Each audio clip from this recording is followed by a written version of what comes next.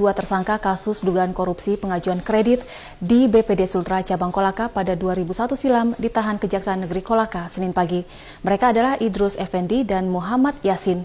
Sebenarnya pada kasus ini tersangka berjumlah 3 orang, namun satu orang tersangka, Abdul Qadir Tata, telah meninggal dunia sebelum keluar putusan kasasi dari Mahkamah Agung.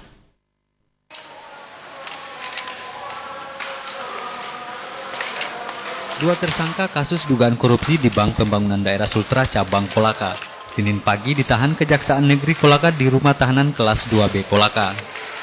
Dua tersangka ini adalah Idrus Effendi, mantan Kepala BPD Kolaka, dan Muhammad Yasin, Kepala Bagian Kredit BPD Kolaka. Pada kasus dugaan korupsi ini, jaksa sebenarnya menetapkan 3 tersangka.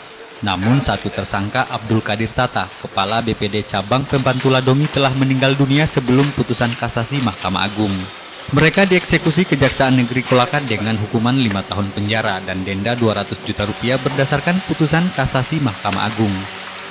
Ketiganya diduga korupsi pengajuan kredit di BPD Sultra Cabang Kolaka pada 2001 silam, yang mengakibatkan kerugian negara kurang lebih 3 miliar rupiah.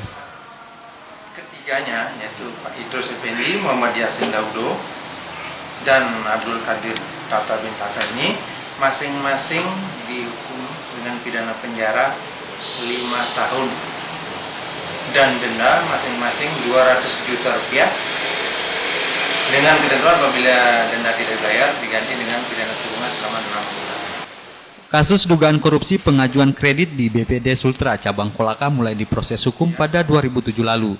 Pada saat itu, jaksa penuntut umum menuntut 3 tersangka masing-masing 4 tahun penjara. Dalam perjalanannya, Pengadilan Negeri Kolaka memvonis 3 tersangka 1 tahun penjara dengan denda 5 juta rupiah pada 16 April 2007. Tidak terima vonis tersebut, tersangka Idrus Effendi mengajukan kasasi di Mahkamah Agung. Namun hasil kasasi di luar dugaan, bukan mengurangi masa kurungan. Mahkamah Agung justru mengeluarkan putusan eksekusi 5 tahun penjara dan denda 200 juta rupiah subsidiar 6 bulan penjara. Dari Kolaka, Asdar Lantoro memberitakan.